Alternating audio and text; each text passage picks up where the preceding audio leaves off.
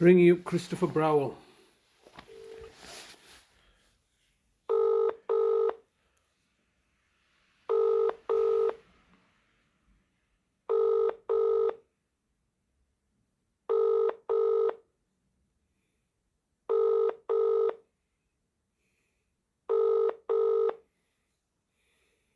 This is the Vodafone voicemail service for 07762471196.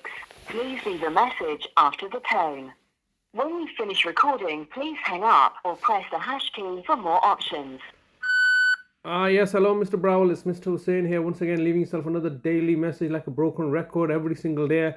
I've been leaving you messages since the end of August 2023, and today's day is the 22nd of May, Wednesday, the 22nd of May 2024, and the time is about 20:02.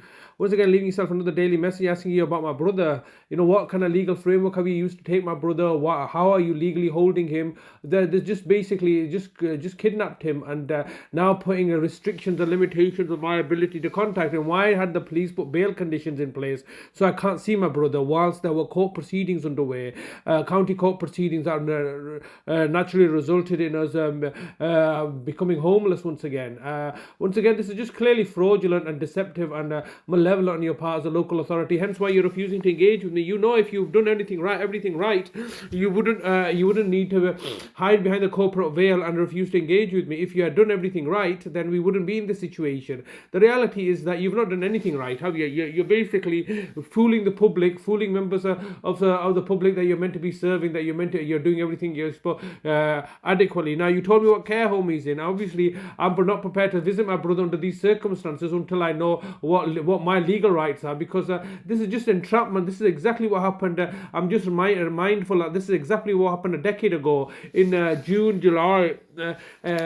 Attempts were being made then a decade ago to entrap me in my brother Nazim's murder. All that's happening now, Mr. Browell, is a tragedy is waiting to happen at an opportune time to yourself, so you can look to capitalize on it, whilst at the same time having plundered all the resources that are available. That's exactly what you did in my mother's case, which is an issue that's still outstanding. My brother Nazim's murder is still an issue that's outstanding. You, the local authority, continue to hide behind the corporate veil, look to vilify me and persecute and harass and intimidate and bully me, whilst at the same time being unable to do your own jobs properly, and yet now refusing to engage with me. It's now been 288 days that my brother's been taken from my care. You asked me to put things in writing. I put things in writing to everyone, and then you said, no, you need to put things in writing to this one email, and then we will decide whether it's up to us to respond or not, or whether we feel it's justified or not. Otherwise, we're just going to claim that you're vexatious and we don't need to reply to anything. I mean, this is how you normally operate, isn't it? You do as you please.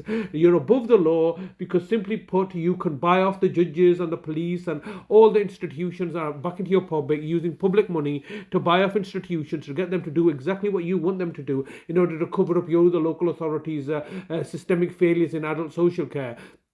There have been scandal after scandal that's coming forward now, particularly this blood contamination scandal that's mainstream media news now. It's all because of a culture of collusion and cover-ups, isn't it? And this is our case, and our example is just another example of this culture of cover-up and collusion. I made it quite clear, it's £1 million a day now that's accumulating. You don't seem to care, but yet you seem to be taking unprecedented actions against me and my family. Why? What care package have you got in place? What care package have you had in place since you was last discharged into my care in December 2018? You've basically been putting him into my care and looking to sabotage my caring role, so you could then look to retrospectively justify your all villainous actions. It's quite sickening and disheartening and diabolical on the part of the local authority, where you're looking to target and victimize me, take away all our money, making my sister a target. I'm talking about my sister. My sister's not had any access to her own benefit money because as a result of your actions. She's not had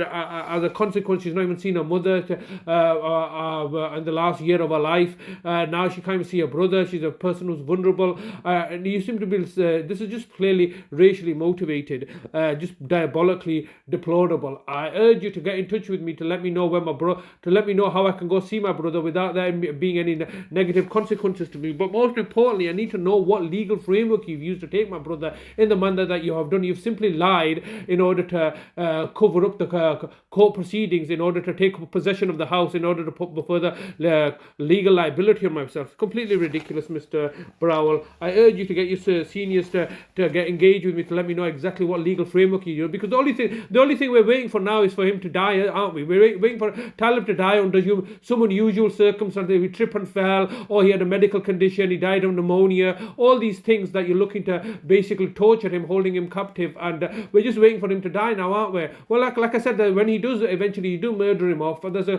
cost associated with that, isn't there? There's also £1 billion of cost associated with a human life that you're looking to torture and murder. We'll leave it there for today, but obviously this situation is not tenable, that you're continuing to degrade and humiliate me in this manner. I will leave it there. Thank you, Mr. Browell.